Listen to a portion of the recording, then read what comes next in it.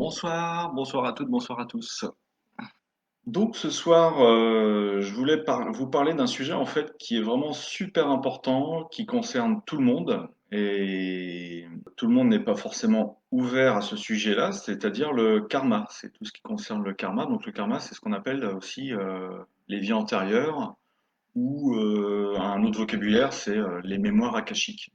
Donc en fait, le karma, c'est, on part du principe, tout est question de, comment dire, de repères.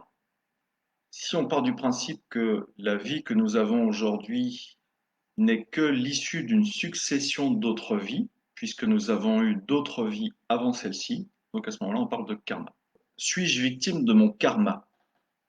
En fait, donc je suis thérapeute, je permets aux personnes qui me consultent de se libérer de certaines mémoires émotionnelles, de se libérer de liens énergétiques en relation avec leur enfance, c'est ce qu'on appelle l'enfant intérieur, en relation avec leurs ancêtres, c'est ce qu'on appelle tout ce qui est mémoire transgénérationnelle et psychogénéalogie, et aussi tout ce qui concerne les vies antérieures, le karma.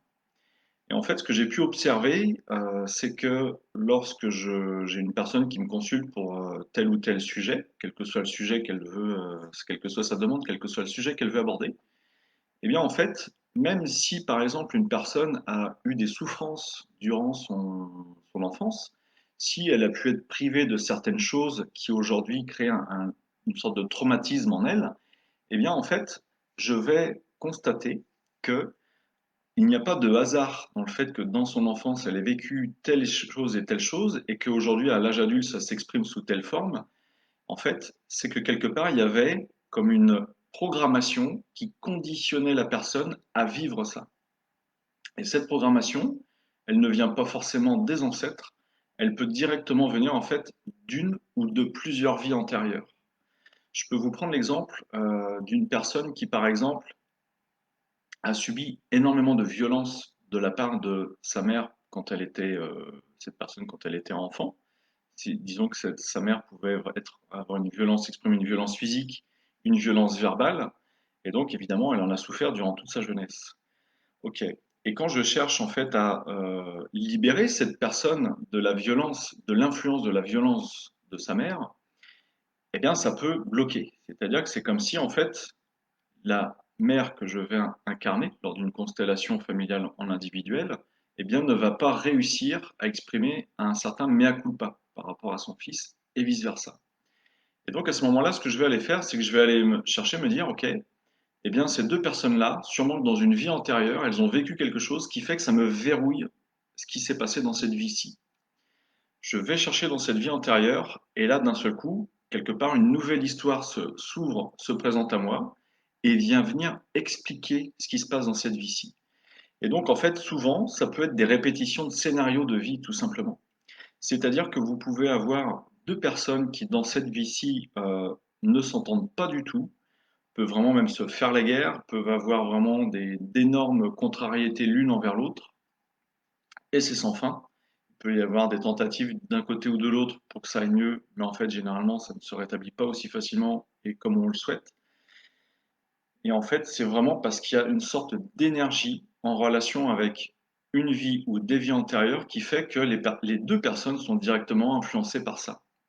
Et à ce moment-là, il faut pouvoir se libérer de ces influences-là de manière à soulager, je dirais, le poids vraiment du passé, parce que là, du coup, ça peut dater de juste la vie que la personne a vécue, si ça se trouve, il y a 100 ans ou il y a 50 ans, mais ça peut dater aussi de 200 ans, 300 ans, 500 ans, en fait. Ça peut vraiment remonter des fois très très loin. Et le hasard fait que dans cette vie-ci, les deux personnes vont être de nouveau ensemble dans une certaine relation et elles vont recréer exactement le même schéma qu'elles ont pu déjà produire il y a 500 ans, voire plus. Et donc, c'est vraiment très intéressant de pouvoir aller chercher ces informations-là dans des vies antérieures, donc dans ce qu'on appelle en effet aussi dans le karmique, puisque ça va donner vraiment des explications par rapport à ce qui se passe dans la vie actuelle. Vous avez par exemple des personnes qui ont des problèmes avec l'argent. C'est-à-dire que soit l'argent, elles n'arrivent pas à le garder avec elles, hein, c'est-à-dire que dès qu'elles vont gagner une certaine somme, bah, c'est tout juste si l'argent ne leur coule pas des mains. Elles ne vont pas forcément avoir de difficulté à travailler pour gagner de l'argent, mais par contre, elles ont énormément de mal à garder cet argent. Et bien, on peut tout simplement trouver une origine à tout cela sans forcément aller chercher dans du transgénérationnel, parce que ça pourrait très bien venir d'un ancêtre qui, par exemple, un jour a fait faillite et en fait, il s'est suicidé. Et ce qui fait que la personne, alors c'est pas très gai, hein, ce dont je parle aujourd'hui, mais bon, c'est comme ça. Et ce qui fait que la personne qui vient me consulter, lorsqu'on trouve ça, mais en effet, quelque part, l'argent est vraiment quelque chose de maléfique, quelque part, par rapport à cet ancêtre. Et la personne est en relation directe avec cet ancêtre. Donc, elle-même, quelque part, si elle n'arrive pas à avoir de l'argent, c'est tout à fait normal, puisque un ancêtre s'est suicidé à cause de cette grosse perte financière. Et donc, pour assurer la pérennité de vie de cette personne, la meilleure façon qu'il y a de faire, c'est de ne pas avoir d'argent. C'est-à-dire que tant que je n'ai pas d'argent, je ne risque pas de me suicider. Alors vous allez me dire, bah ouais, mais c'est un scénario hyper simpliste. Et ouais, mais c'est ce qui s'est passé avec cet ancêtre. Cet ancêtre a eu beaucoup d'argent, il a tout perdu, et il a mis fin à ses jours. Et bien, pour que la personne, en fait, dans cette vie-ci, puisse assurer sa vie, en fait, puisse vivre, le schéma, cette loyauté qu'il va y avoir, on parle vraiment de loyauté envers un ancêtre, c'est bah, tant que je n'ai pas d'argent, en fait, je ne risque pas de mourir. Donc là, c'est pas un suicide, mais la finalité, c'est ça. Donc là, c'est aussi important de se libérer de ces mémoires-là. Là, on n'est plus dans du karmique, on est vraiment dans du transgénérationnel.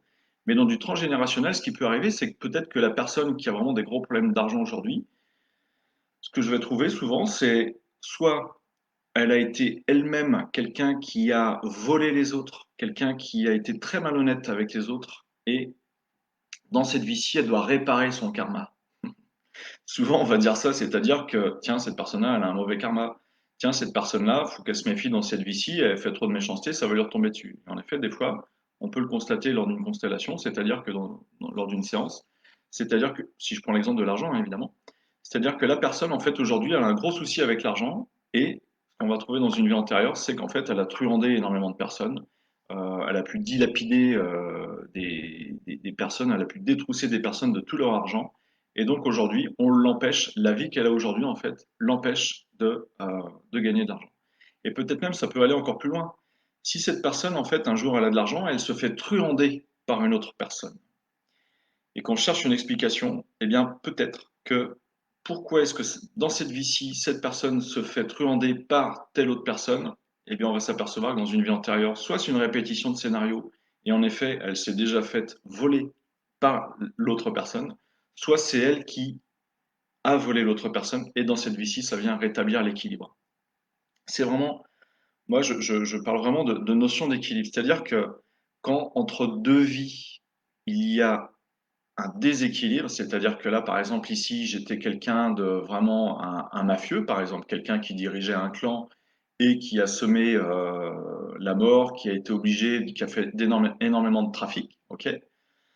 Donc dans cette vie-là, bah, quelque part, j'avais une très très belle vie. Eh bien, ce qui peut se passer, c'est qu'il y a un rééquilibrage du karma, où dans cette vie-ci, bah là, c'est carrément l'inverse qui va se passer, c'est-à-dire que je peux être carrément victime de clan, je peux être victime de mafieux, ou tout simplement, je n'arrive pas à garder de l'argent, c'est-à-dire que l'argent part en permanence. Et lors d'une séance, si on vient directement influencer cette notion-là de, ici, j'étais plutôt dans une période négative, et ici, je suis aussi dans une période négative, mais ici c'est négatif parce que je n'étais pas honnête, et ici c'est négatif parce que bah, malheureusement, si je n'ai pas d'argent, c'est la vie devient un peu plus compliquée d'un seul coup, quoi. Eh bien, c'est de pouvoir rétablir tout ça de manière à ce que tout retrouve le positif. C'est-à-dire qu'il va y avoir une notion de pardon qui va être exaucée, pardon au nom des autres, pardon pour soi-même, une sorte d'auto-excuse et de se libérer des influences négatives de cette vie antérieure. L'équilibre se fait automatiquement. Ce qui fait que si on parle du coup de loi d'attraction, eh bien ce que je pouvais rayonner au niveau le plus bas, ça remonte au niveau vibratoire. Et donc je vais avoir certainement beaucoup moins de difficultés à garder l'argent et beaucoup moins de difficultés à gagner de l'argent tout simplement. C'est la loi de l'attraction. Donc souvent il n'y a pas de hasard dans la vie. Ça peut être aussi une personne qui a un problème avec l'argent, c'est une personne qui peut-être à une époque, ça peut être durant comment dire, la Révolution française par exemple, quelqu'un qui pouvait être bourgeois ou noble, qui avait beaucoup de biens, beaucoup d'argent, et qui, parce qu'il était noble, parce qu'il était riche en fait, on lui a tout volé, on lui a brûlé sa maison et on a mis fin à ses jours.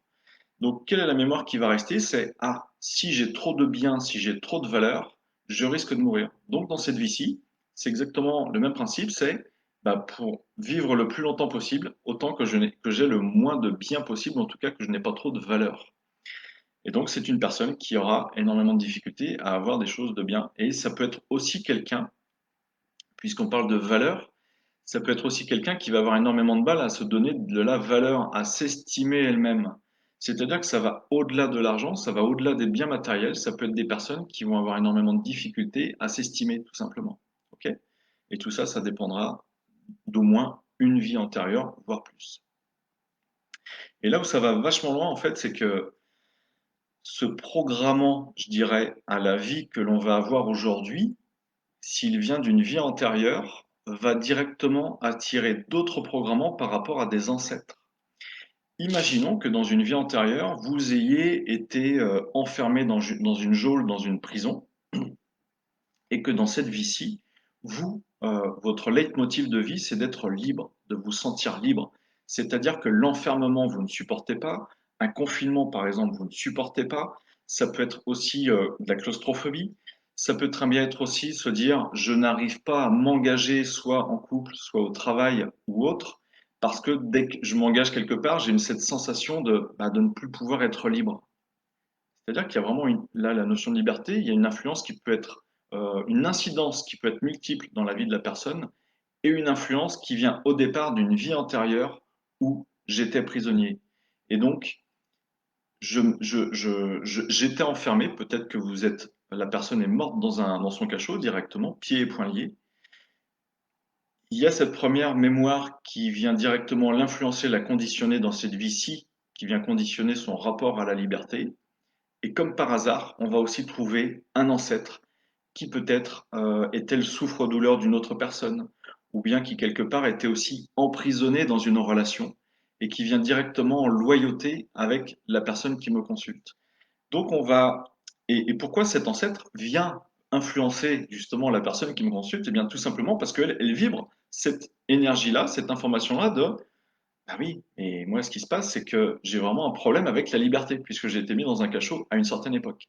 Donc il faut pouvoir se libérer évidemment du transgénérationnel, ça c'est une première étape, mais tant qu'on ne vient pas se libérer aussi de ce lien karmique de vie qu'on a pu avoir, eh bien évidemment on ne fera pas le boulot à 100%, quoi. C'est-à-dire qu'il faut vraiment influencer, faut vraiment, je dirais, agir sur tous les plans en fait, hein. Au niveau de mémoire de vie antérieure, vous pouvez avoir des personnes aussi qui, par exemple, sont décédées de famine ou ont manqué d'eau. J'ai eu ça, je vais vous donner un exemple. Par exemple, il y a une personne qui vient me consulter parce que euh, elle veut perdre 20 kilos. Voilà, ok. C'est sa problématique. Elle veut perdre 20 kilos. Elle me dit, j'ai vu une diététicienne, ça n'a pas bougé. La diététicienne m'a suivi, mais en fait, je n'ai pas réussi à perdre de poids. Et comme elle me dit, j'ai perdu du poids, il y a à peu près, non, j'ai gagné du poids, en fait, j'ai pris 20 kilos. Il y a à peu près 4-5 ans, c'est quand on m'a appris que j'avais une polyarthrite. Et en fait, la façon dont le médecin lui a appris qu'elle avait une polyarthrite, ça lui est tombé comme je dirais vraiment comme si c'était un gros coup de massue. C'est-à-dire que euh, le médecin qui lui a appris qu'elle avait une polyarthrite, il ne lui a pas juste dit qu'elle avait une polyarthrite, il lui a dit que c'était une maladie incurable. Et au moment où il a dit le mot incurable, c'est vraiment le ciel qui lui est tombé sur la tête. Et jusqu'à aujourd'hui, c'était une notion qu'elle n'avait pas pu assimiler, qu'elle n'avait pas pu digérer. Et ce qui s'est passé, c'est que dans son cerveau, le fait qu'on lui dise ça, c'est je me sens, en fait, je suis foutu, je suis perdu. Et son cerveau se met automatiquement en mode survie. Et le mode survie pour les animaux, nous faisons partie du règne animal, hein, même si quelque part, je dis bien, on n'est pas les plus évolués de la planète, mais quelque part, on est des êtres évolués. Eh bien, tout simplement, le mode survie pour les êtres humains et pour les autres animaux, c'est de faire de la rétention d'eau. C'est ça le truc. C'est ce qui va assurer ma survie, c'est au niveau des reins, si je verrouille mes canaux collecteurs du rein et je fais de la rétention d'eau. Donc, vous pouvez avoir des personnes qui, lorsqu'elles se séparent, par exemple, c'est une séparation qui n'était pas voulue, qui est subite. Ça peut être des personnes aussi qui se sentent abandonnées. C'est des personnes, les réfugiés, par exemple, peuvent du jour au lendemain, ce sont des personnes qui vont gonfler, faire de la rétention d'eau. Et donc, on va leur dire, bah oui, mais là, il y a des risques de phlébite. Ok, tout ça. Mais ce n'est pas en plus en prenant des diurétiques que ça va s'arrêter, puisque psychologiquement, c'est verrouillé au niveau du cerveau, c'est je dois me mettre en mode survie. Et donc je reviens à cette personne qui devait perdre 20 kilos, et je lui dis, bah ouais, c'est normal que tu aies pris du poids, puisque tu es passé en mode survie lorsque tu as pris ça. Donc la séance s'orientait de tout ça, autour de tout ça. Et parmi les programmants justement à cette rétention d'eau, il y avait dans une vie antérieure une mémoire de sécheresse. Une mémoire de, elle était certainement décédée à cause d'une sécheresse et elle avait perdu toute sa nourriture, tous ses biens. Donc c'est un événement qui est évidemment vécu de manière dramatique et qui venait toujours l'impacter dans cette vie-ci. Donc ce n'est pas venu l'impacter, comment dire, directement dans sa vie de tous les jours comme ça. Par contre, il s'est passé un événement dramatique dans sa vie, c'est ta maladie est une maladie incurable, boum, directement, elle se verrouille au niveau de la rétention d'eau.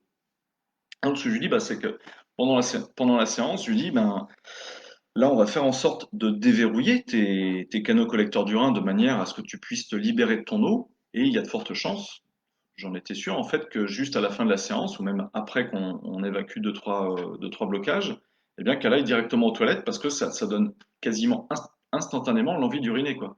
C'est-à-dire que vous avez ce qu'on appelle un saut quantique qui se passe au niveau de l'inconscient, au niveau des cellules, qui fait que la personne va basculer de OK, je suis en mode survie parce que si je ne fais pas de la rétention d'eau, si je ne garde pas mon eau, je risque de mourir.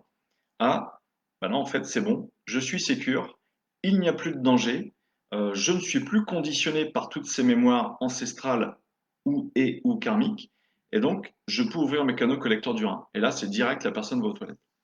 Alors, ça agit directement, je vais faire un petit aparté sur les canaux collecteurs d'urine, en fait, sur ce verrouillage qui fait de la rétention d'eau.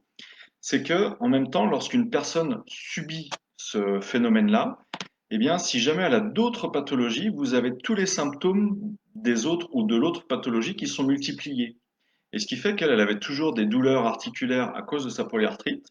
Et grâce à cette libération des canaux collecteurs du rein, lorsqu'on s'est revu un mois plus tard pour une autre séance, elle m'a dit, alors, j'ai pas forcément perdu du poids. Par contre, je n'ai plus de douleurs articulaires.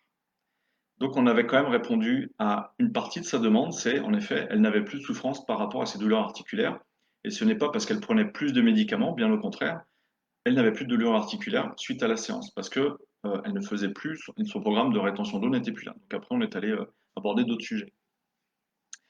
Donc tout ce qui concerne les vies antérieures, c'est, pour moi, hein, c'est vraiment super important parce que ça va conditionner des mémoires aussi ancestrales qui peuvent aussi se greffer en plus sur nous, sur la personne, et ça va venir amplifier, asseoir, je dirais, les problématiques des personnes.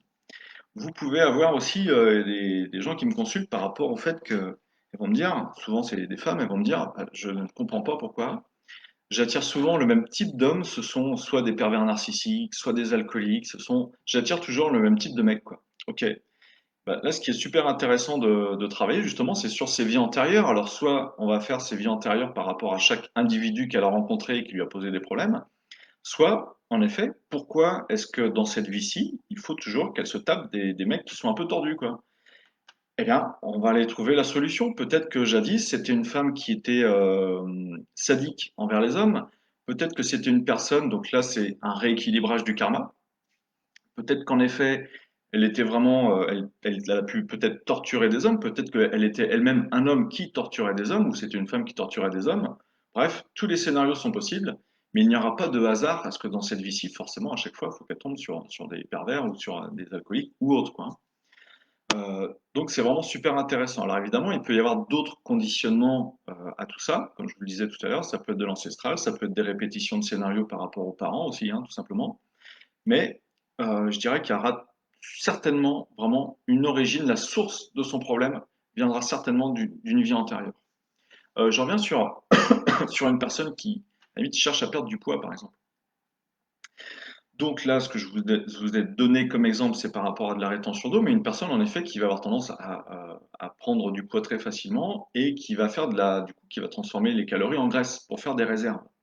Alors, à quoi ça sert fondamentalement dans la survie de la personne, dans la survie de l'espèce, dans la normalité des choses, à quoi est-ce que ça servirait de faire des réserves de graisse? C'est ça, la question à se poser, c'est ça, c'est OK, à la limite, il y a, si je prends 100 personnes, il y en a peut-être aujourd'hui en France que 20 à 30% qui ont tendance à avoir une surcharge pondérale. Et puis bah, le reste des gens, non, ils ont un poids tout à fait normal. Enfin, dans la normalité des choses, quoi. Voilà. Parce qu'après, je sais pas s'il y a vraiment un poids normal, mais voilà, quand on fait trop de réserves, c'est qu'il y a certainement une raison. Et surtout si c'est depuis l'enfance ou si c'est depuis une certaine date. Alors, qu'est-ce qui s'est passé? Quel est l'intérêt de faire des réserves de graisse? Donc, alors, évidemment, première chose, c'est faire des réserves d'énergie. Ça, c'est une première chose. Ça peut être aussi tout simplement parce que la graisse, fondamentalement, ça flotte. Par rapport à de la masse musculaire, par rapport à des os, la graisse, c'est ce qui va permettre de flotter. La graisse aussi, ça permet, en fait, si j'augmente de volume, ça va permettre aussi peut-être que je sois plus visible, que je prenne plus ma place. Ça peut être aussi la manière inconsciente de mettre de la distance entre mon moi intérieur et le monde extérieur. Et il y en a certainement d'autres que j'oublie, des raisons qui font que la personne va avoir tendance à prendre du volume ou à faire des réserves de graisse. Eh bien, il y a de fortes chances pour qu'on trouve dans une ou des vies antérieures des scénarios de vie qui correspondent à ce que je viens de vous dire. C'est-à-dire peut-être que dans une vie antérieure, la personne est décédée noyée. Voilà, donc en fait, l'information qui est transmise, c'est si j'avais pu flotter plus longtemps sur l'eau, eh bien, je serais certainement resté en vie. Donc, dans cette vie-ci, c'est pour assurer ma survie, je vais m'envelopper de graisse, comme ça, je suis sûr de moins risquer de mourir, en fait. Alors, vous allez me dire, bah oui, mais quelque part, en fait, ça va créer de l'inconfort, ça va empêcher la personne de pouvoir se mouvoir. Et après, on peut dire que bah oui, mais il y a un risque par rapport aux maladies cardiovasculaires.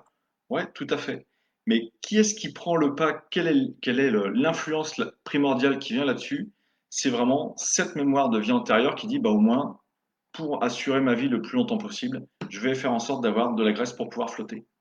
C'est pas comme si vous étiez la personne, en fait. Alors je dis vous parce que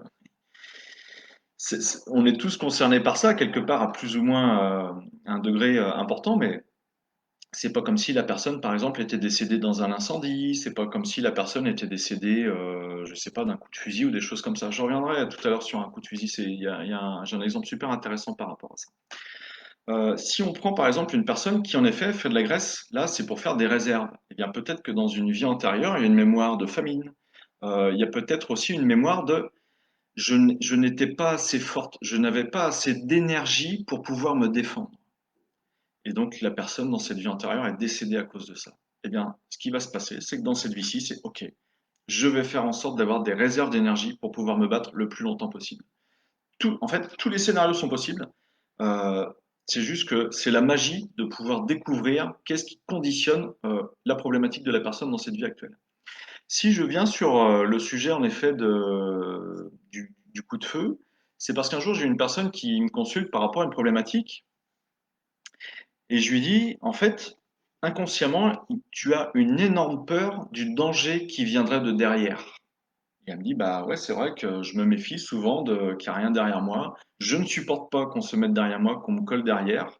Et donc dans cette vie-ci, c'est pas sa problématique principale, ça faisait partie d'un tout. Et je lui dis, OK, en fait, ce qui s'est passé dans une vie antérieure, c'est qu'il y a eu un duel au fusil ou un duel au pistolet. Donc, on le voit ça des fois dans des vieux films, c'est-à-dire que vous avez deux personnes qui, pour régler leur compte, soit elles faisaient un duel à l'épée, soit peut-être au poignard ou au poing, je sais pas. Mais en tout cas, ce qu'on voit souvent, c'est un duel au pistolet.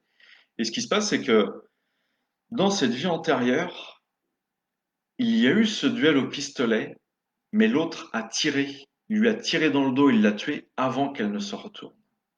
Ce qui veut dire que dans cette vie antérieure, elle est décédée à cause en effet de la trahison que lui a fait l'autre, mais c'est surtout que le danger est venu de derrière et lui a tué. Et elle est décédée en fait par cette balle qui est venue par derrière. Et donc ça c'est vraiment excellent de pouvoir se libérer de cette mémoire karmique, puisque ça permet du coup de la personne qu'elle n'ait plus cette sensation elle-même inconsciente qui ne lui appartient pas du danger qui vient de derrière. Et donc, elle peut beaucoup plus s'accepter. En fait, ça lui enlève, je dirais, un certain stress qui est là inconsciemment. Ça met une certaine tension de stress et ça la met beaucoup plus à l'aise par rapport à ce qui peut se passer derrière elle. Ok? Parce que une personne qui inconsciemment se dit, ouais, ok, j'ai un danger qui, je perçois comme un danger qui vient derrière moi, eh bien, c'est peut-être quelqu'un qui va avoir du mal aussi à avancer dans la vie, tout simplement. Parce que inconsciemment, elle se dit, le danger est derrière moi, donc peut-être que je dois rester là où je suis pour ne pas, justement, aller trop loin et permettre au danger de me rejoindre, quoi. Enfin, il y a tout plein de scénarios qui se font inconsciemment par rapport à ça. Donc, le karmique, les vies antérieures, je voulais faire une conférence par rapport à ça parce que je le découvre vraiment à chaque séance que je fais. Il y a lorsque on a vraiment des nœuds qui nous empêchent de vivre aujourd'hui ce que l'on souhaite vivre, généralement, enfin c'est même à 100% des fois, c'est de se libérer de ces liens karmiques qu'il peut y avoir par rapport aux vies antérieures. Alors vous avez des groupes spirituels. En fait, vous avez par exemple un maître spirituel qui s'appelle Swami Vishnananda, qui a plusieurs personnes qui le suivent. Donc, lui et d'autres, comme vous avez une des personnes qui, je dirais, qui permet de transmettre son message, qui s'appelle Swami Pepe, qui fait des conférences. Et parmi ces conférences, en fait, cette personne insistait énormément sur le karmique. C'est-à-dire que quelque part, si on veut vraiment accéder complètement à la vie qu'on souhaite vivre, à sa destinée, entre guillemets, à son chemin de vie, eh bien, nous sommes dans cette vie-ci pour expérimenter les choses, mais on est surtout dans cette vie-ci pour expier, pour se libérer de toutes ces mémoires de vie antérieure, de toutes ces mémoires négatives, entre guillemets, de vie antérieure, de manière à libérer également le karma du futur.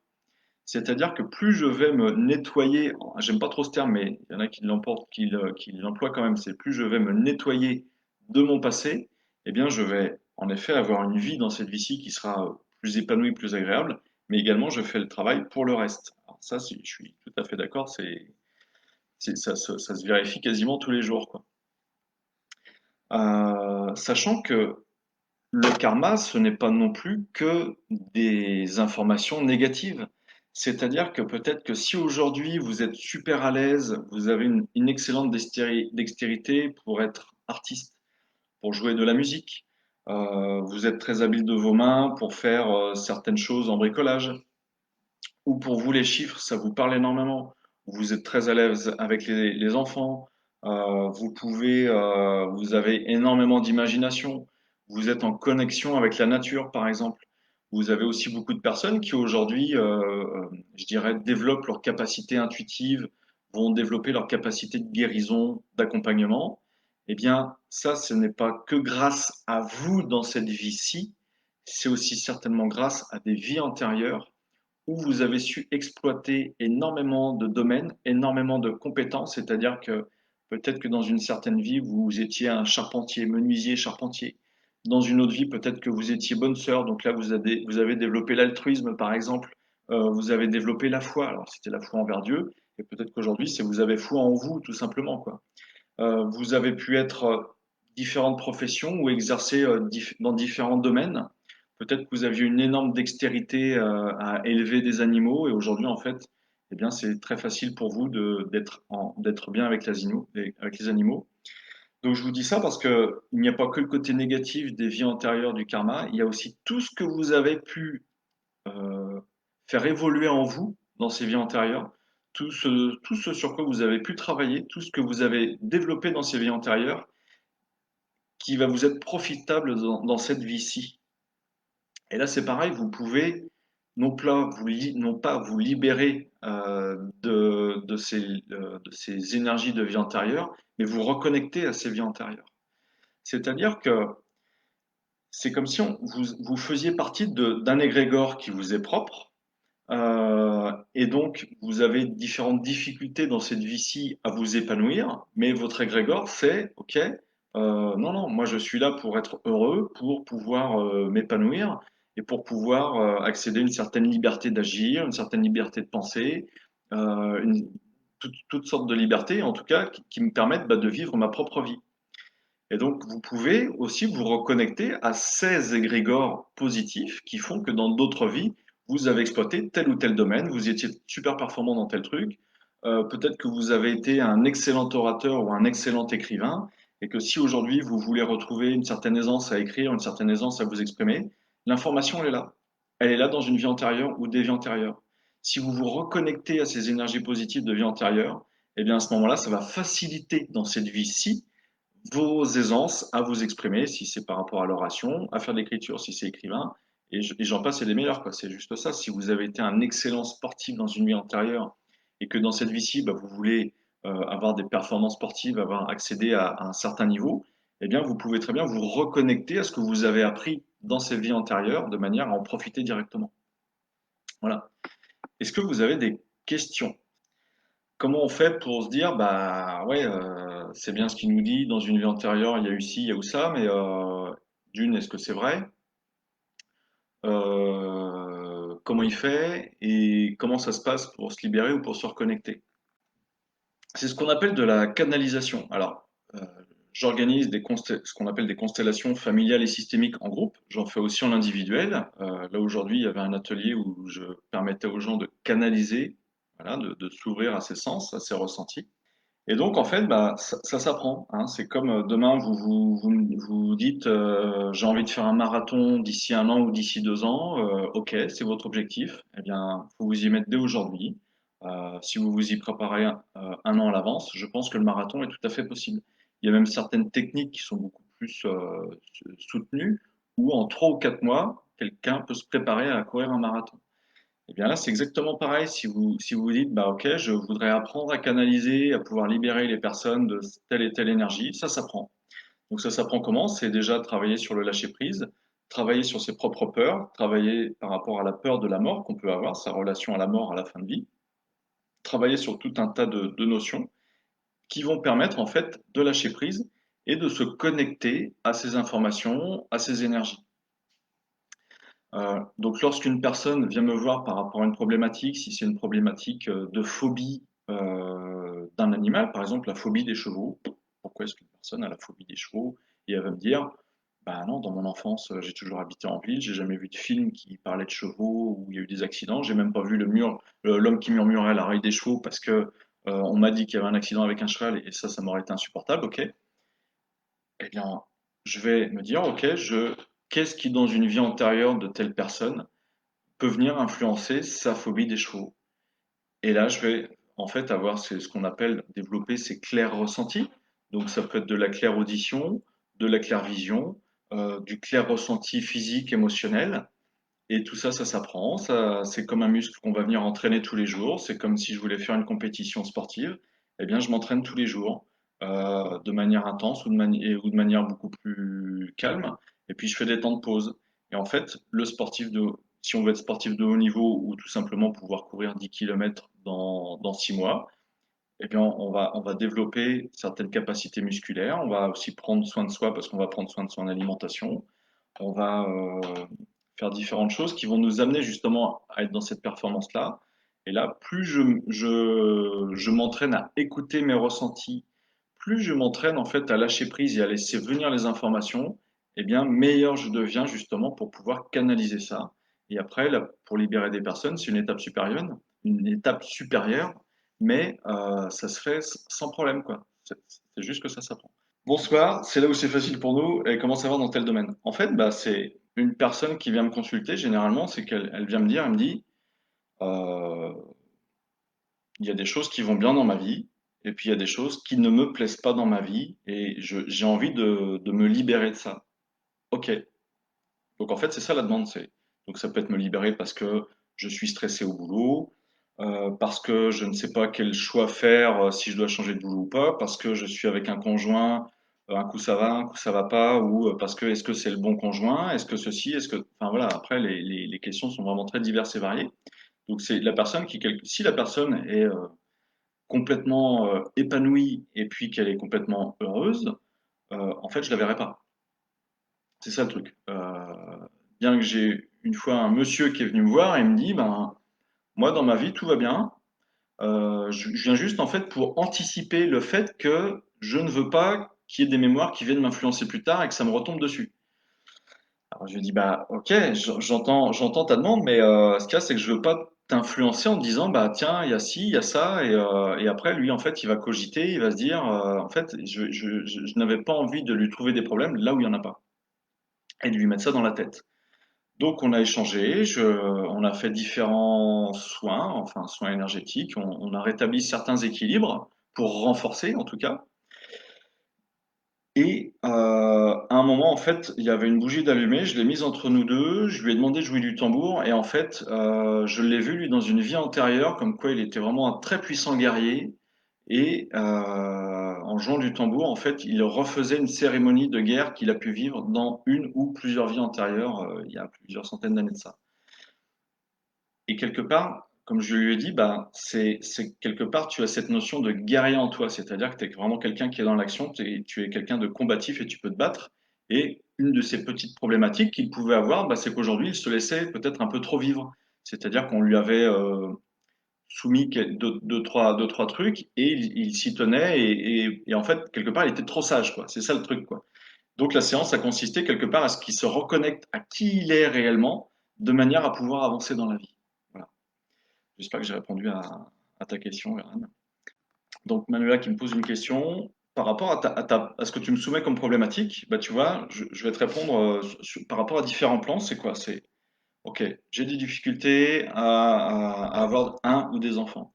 Est-ce que dans une vie antérieure, tu n'étais pas bonne sœur ou tu n'étais pas curée et tu as fait vœu de chasteté? Ça peut tout simplement être ça. Est-ce que dans une ou des vies antérieures, en fait, quelque part, tu n'as pas été une femme qui serait décédée en couche? Est-ce qu'il ne te serait pas arrivé des événements dramatiques qui font que dans cette vie-ci, en fait, si jamais je tombe enceinte, si jamais je suis enceinte, eh bien peut-être que je risque de mourir. Ce serait cette information-là qui pourrait y avoir. Ça, on le décortiquera assez facilement.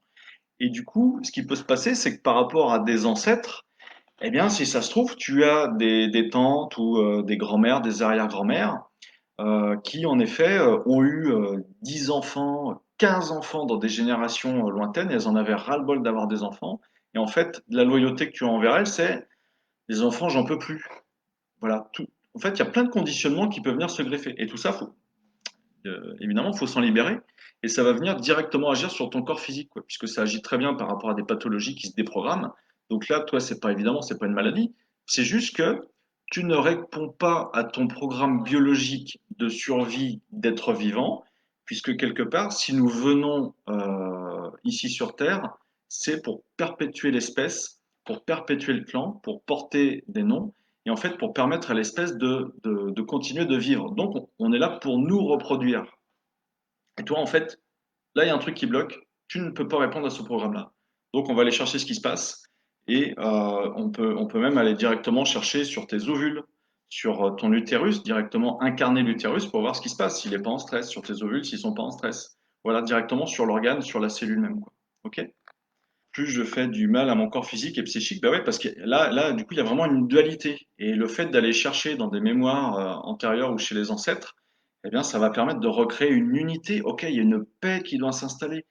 Quand on va aller chercher dans une vie antérieure, par exemple, imaginons, tu as été une femme qui est décédée en couche. Moi, je vais incarner cette femme qui est décédée en couche et tu vas me parler. Je vais te demander de me dire certaines choses, de me rassurer. Et tu vas même pouvoir lui dire, bah, écoute, moi, dans cette vie-ci, si donc dans cette vie-ci, CI, virgule, si et si, moi, je vais pouvoir avoir des enfants, je vais pouvoir enfanter et je vais enfin pouvoir transmettre la vie. Et si la personne me dit ça, alors que j'incarne elle-même dans une vie antérieure, ça va m'apaiser, ça va me faire une énorme joie intérieure. Et du coup, on va rétablir l'équilibre. C'est-à-dire que là, dans cette vie antérieure, il y avait cette notion de risque de décès à cause de cet accouchement qui s'est mal passé. Non, ok, il n'y a plus de risque. Et moi, je suis ok aussi pour avoir des enfants. Et on va assurer une certaine paix, un certain calme. La personne le ressent directement, généralement. Et après, on va travailler peut-être par rapport à l'enfant intérieur aussi, ou par rapport à des ancêtres, hein, des loyautés qu'il peut y avoir. Mais pour moi, il faut commencer par le commencement, c'est vraiment les vies antérieures, le karma, quoi. Comment expliquer qu'une personne rencontre que des dépressifs, ouais, voilà, qui prennent des médicaments? Donc, en fait, j'en ai parlé un petit peu tout à l'heure, c'est on attire à soi certaines personnes. Alors, je dirais par rapport à des dépressifs, pour moi, ça rejoint un peu les personnes qui peuvent être alcooliques. C'est-à-dire qu'on peut prendre cette position de sauveur pour ces personnes-là. C'est-à-dire que quelque part, on rayonne cette vibration qu'on est la meilleure solution pour ce type de personnes-là. Donc, on les attire. Ça m'est arrivé assez souvent je dis à la personne, mais en fait, tu es la meilleure solution pour ce type de personne. Donc, le but de la séance, ça consiste à déprogrammer la personne comme quoi elle est la meilleure solution pour les alcooliques ou les dépressifs, ce qui fait qu'elle va avoir beaucoup moins tendance à les attirer, enfin même plus du tout, et de se dire, bah ok, maintenant en fait, faut que tu, je dirais, accèdes à une autre énergie, à une autre vibration, de manière à attirer des gens, je dirais, qui n'ont pas de problème psychologique, tout simplement, quoi, ou qui ont déjà fait un travail sur elles, ce qui font qu'aujourd'hui elles sont déjà en paix, elles sont tout à fait, il y a aussi une notion d'ancrage, et elles sont tout à fait en fait en phase avec elles-mêmes pour que tu puisses bah, vivre une vie, je dirais, normale en couple. C'est juste un exemple, hein, mais il y a plein de trucs qui peuvent venir. Passer de passif à actif. Bon, en fait, ce qui se passe, c'est que en séance, la personne qui me consulte, quelque part, elle a les pleins pouvoirs. Comment ça? C'est-à-dire que une personne vient me voir, elle me dit, OK, j'en ai marre de vivre ceci, j'en ai marre d'être comme ça, OK, j'en ai marre. Donc, en fait, quelque part, et ce qui est tout à fait normal, elle est en position de victime. Autrement, elle ne viendra pas me consulter. Eh bien, ce qu'on fait, c'est que durant la séance, je lui permets juste de se reconnecter à l'origine émotionnelle, à la source de l'information qui fait qu'aujourd'hui, elle a des bâtons dans les roues. Et c'est elle, en verbalisant les choses, en disant par l'intention qu'elle veut se libérer de ses mémoires, qu'elle se libère de ses mémoires. C'est-à-dire que, quelque part, on a les pleins pouvoirs sur nos vies actuelles. Donc, c'est vrai que le titre de la conférence est Suis-je victime de mon karma? Donc, dans un certain sens, oui, on peut se mettre en position de victime par rapport à son karma, tout comme aux loyautés transgénérationnelles vis-à-vis des ancêtres, tout comme à notre enfant intérieur, évidemment. Donc, on subit les choses, on est victime. Par contre, lorsque l'on prend cette posture de ah ok, je peux moi-même agir en me libérant de ces mémoires ou en rétablissant certains équilibres, certains équilibres, eh bien, je dirais que c'est là où c'est vraiment magique. Et puis, c'est très valorisant aussi, c'est-à-dire qu'on n'est pas victime ad vitam aeternam, on peut très bien influencer sa propre vie et être confronté, je dirais, directement à ce qui ne va pas ou à ce qui n'allait pas, et de pouvoir, tout en douceur, s'en libérer. Moi, la technique que j'emploie, c'est vraiment de la douceur. C'est pas faire des incantations, c'est pas dire ah bah non là il faut vraiment taper dans le vif, il faut vraiment couper les liens, il faut vraiment non non c'est pas ça. C'est vraiment ok. En fait, il y a une souffrance à un moment, c'est de donner de l'attention à cette souffrance, de lui donner de la conscience, de rassurer cette souffrance. Du coup, on va la faire diminuer et peut-être même à un moment de valoriser, de transformer cette souffrance, de transcender cette souffrance en un bien-être, en un réconfort. Et alors là, on a tout gagné, quoi. Là, il y a une paix, une harmonie qui s'installe, quoi. Et donc, ça vient agir sur la psyché de la personne, mais aussi sur son corps physique, quoi, évidemment. Et en fait, ce qui est super intéressant, c'est là, je reprends sur l'exemple d'attirer des dépressifs à soi. Ce qui est intéressant, c'est que du coup, dans une séance, c'est de se dire, OK, lorsque je vais incarner la personne dépressive qui est attirée par la personne qui me consulte, qu'est-ce qu'elle vient chercher chez elle? C'est ça qui est super intéressant, c'est que, en effet, ce qu'elle vient chercher chez elle, c'est ce que la personne rayonne. Alors peut-être que, on va dire, bah ouais, mais c'est bien quelque part, elle se met du coup en position de sauveuse, quoi. Et ouais, mais elle est tellement en position de sauveuse qu'elle attire des gens qu'elle ne veut pas attirer, puisque, ben, quelque part, elle en a marre de dépenser énormément d'énergie et de temps pour des personnes qui, en fait, elles n'arrivent, parce qu'elle n'est pas leur thérapeute, c'est pas elle d'être le médecin de ses partenaires, quoi. Faut pas inverser les rôles, faut pas changer les rôles, quoi. En me connectant à cette personne dépressive qui est attirée par la personne qui me consulte, en fait, je vais avoir ce que recherche l'autre et de pouvoir, en effet, faire basculer la personne qui me consulte dans un autre état d'esprit, dans une autre énergie. Et de savoir aussi bah, pourquoi est-ce qu'elle vibre cette énergie-là, quoi. Ok, mais non, c'est pas forcément aussi simple que ça. C'est-à-dire qu'en effet, si en conscience tu te dis, bah ouais, je ne veux plus être la sauveuse de ce genre de personnes et je les attire toujours, et ben c'est qu'en fait, en toi, il y a certainement une dualité. C'est-à-dire que toi, mentalement, tu es OK avec ça. Je ne veux plus être la sauveuse de ce genre de personne. Ça, c'est, c'est évident et ça se comprend très très bien. Ton mental, ne veut plus être la sauveuse. On est d'accord. Tu as la volonté de ne plus être la sauveuse. Sauf que tu rayonnes toujours cette vibration-là. Et certainement que cette vibration-là ne t'appartient pas dans cette vie-ci, ou peut-être que c'est par rapport à ton enfant intérieur, donc en effet, elle t'appartient dans cette vie-ci, donc là c'est pareil, ça peut être libéré. Mais si ça provient de, imaginons, il y a 500 ans, dans certaines vies, tu as vraiment été quelqu'un qui a fait énormément de mal à des personnes, tu les as torturés, tu les as vraiment très très malmenés, peut-être une dizaine de personnes, peut-être que c'était tous des hommes, par exemple. Et puis dans cette vie-ci, forcément, qu'est-ce qui se passe? Eh ben, tu vas rencontrer cette dizaine d'hommes que tu as malmenés à une certaine époque, et aujourd'hui, ton karma s'inverse, tu es là pour prendre soin de ces personnes. Donc, tant que tu n'as pas fait un travail de libération par rapport à ces influences-là, forcément, même si dans ton mental, tu ne veux plus reproduire ce schéma-là, bah, tu continues de les attirer à toi, puisque c'est vraiment une énergie qui vient, que tu rayonnes, quoi. Donc les séances, moi je les fais soit en visio, soit au téléphone, soit en présentiel. Il n'y a pas de limite en fait, parce que quand je me connecte ou quand on se connecte à un ancêtre ou à une vie antérieure, vous pensez bien qu'on n'est pas, c'est pas palpable, c'est pas visible comme ça. C'est pas comme si je prenais un verre d'eau et je me dis, bah ok, là je me connecte au verre d'eau en le prenant dans ma main et je me connecte aussi visuellement. J'ai aussi une connexion par rapport à la température du verre d'eau. J'ai une connexion par rapport à la forme du verre d'eau. Sur le plan visuel, je l'identifie et je vois différentes couleurs. Je vois que j'analyse que c'est du verre, que c'est rigide, que c'est dur, etc., etc. Donc là, ce sont mes sens, je dirais mes premiers sens, mes cinq sens en tant que humains de base qui sont actifs pour me connecter au verre d'eau. Maintenant, on a tous la capacité de se connecter grâce à d'autres sens qu'on développe en les travaillant, en s'entraînant. On a tous la capacité de se connecter aux végétaux, aux animaux, aux autres êtres humains, ainsi que aux émotions des autres, que ce soit là à l'instant T, que ce soit quand la personne, il y a 10 ans, par exemple, elle a vécu un accident de voiture, on peut très bien se connecter à ses ressentis de cet accident de voiture, il y a 10 ans, ce qu'on appelle du quantique, il n'y a pas de temps, il n'y a pas d'espace. L'information énergétique, elle est là. Donc, si je sais comment faire, j'arrive à me connecter à cette information énergétique.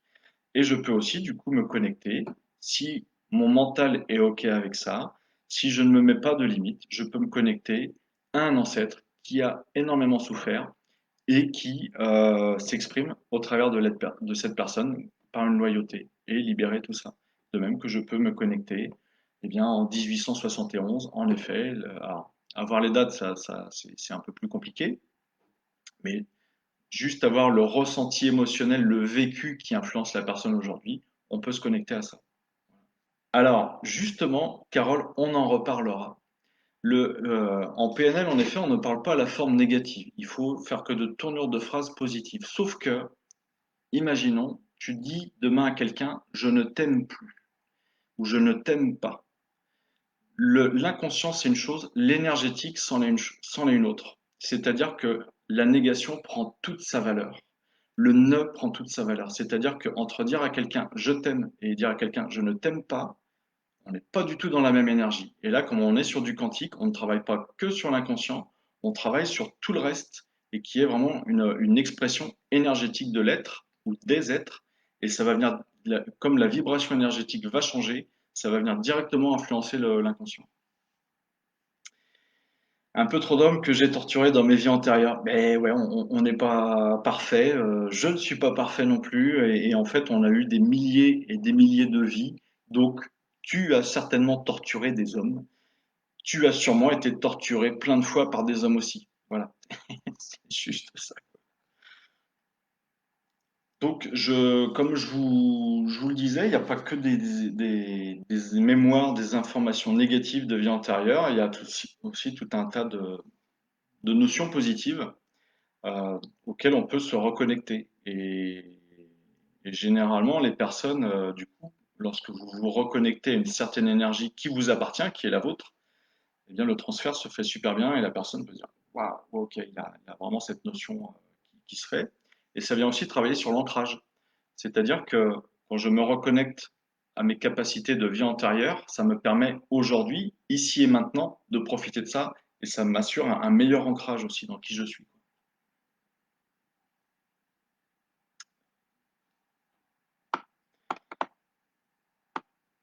Eh bien, si pour vous c'est OK, pour moi aussi. Donc la semaine prochaine, mercredi prochain, je fais une conférence sur le cancer, c'est-à-dire, euh, alors le titre, je me souviens plus exactement, mais grosso modo, c'est ça, c'est si je me libère de mes mémoires émotionnelles, je vais faciliter la guérison de mon cancer. Donc c'est vraiment, alors vous allez me dire, bah ouais, pourquoi le cancer? Bah pourquoi pas? Et bah parce que le cancer, c'est comme un sujet d'actualité, c'est une pathologie qui est vécue de manière dramatique. Mais la semaine prochaine, c'est pareil, je vous expliquerai en long, en large et en travers que ce n'est pas une maladie qui arrive par hasard. Vous avez le professeur David Kayat qui a écrit un livre l'année dernière sur justement le rapport entre les émotions et le cancer. Donc lui il est professeur en cancérologie et il insiste énormément dans son livre pour que les gens travaillent énormément sur la gestion de leurs émotions. Et donc, moi, je vais rajouter des choses par rapport à ça. C'est que je vous expliquerai comment peut se mettre en place un cancer. Pour quelles raisons qu'est-ce qui va programmer un cancer? Ce serait exactement la même chose pour toutes les autres maladies. Mais là, je parle plus précisément du cancer, puisque généralement, le cancer, on va dire, c'est une prolifération anarchique de cellules. Sauf qu'il y a une phrase qui dit énormément de choses, c'est la fonction qui crée l'organe. C'est la fonction qui crée l'organe. Pourquoi est-ce que je vais avoir une prolifération anarchique de cellules au niveau de tel organe ou de tel organe? Quelle est la fonction de cet organe? Quelle va être la fonction de cette excroissance de cet organe? Par exemple, si je prends un cancer d'un ovaire, à quoi ça sert d'avoir un ovaire qui soit plus performant? Juste dans la question, vous allez me dire, bah oui, bah c'est pour avoir des enfants. Ah ouais. Ah, ok, tac. Quel est le drame que peut vivre la personne à un instant T par rapport au fait d'avoir des enfants, tout simplement? Et c'est ça l'origine émotionnelle, certainement, du cancer au niveau de son ovaire, et ainsi de suite. Donc je développerai tout ça.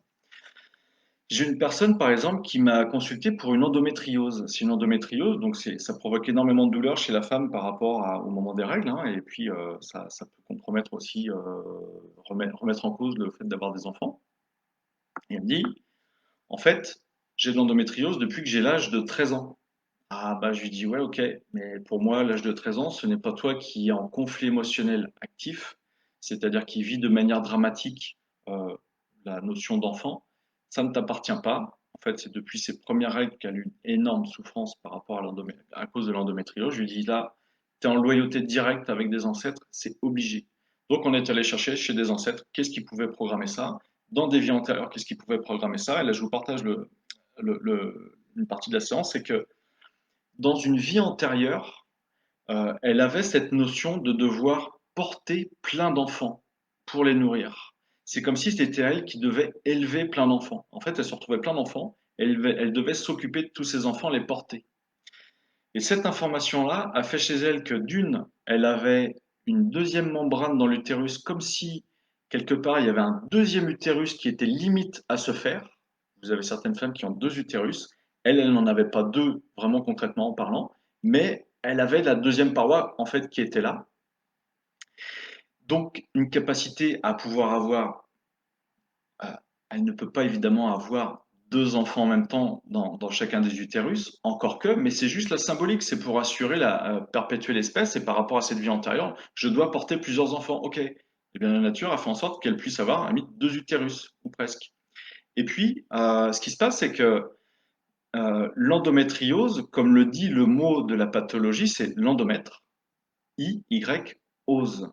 L'endomètre, c'est la paroi qui tapisse l'intérieur de l'utérus. Le cerveau va demander à l'endomètre de faire d'autres parois de l'utérus en dehors de l'utérus pour pouvoir limite, accueillir symboliquement d'autres enfants. Donc c'est juste énorme, quoi. Lorsque la personne se libère de ces informations de devoir porter plusieurs enfants, eh bien, évidemment, la nature est super bien faite. Eh bien, on va faire en sorte que tu aies deux utérus. Et puis, bah, même, je dirais, on va faire en sorte que tu puisses avoir entre guillemets, avoir des utérus à d'autres endroits au niveau du corps.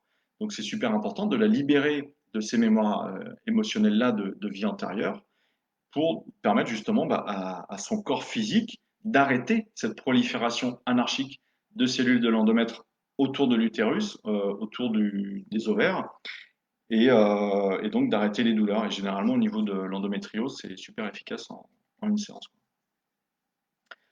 Comment se déroule un accompagnement? En fait, ça dépend de la problématique et de la thématique à aborder.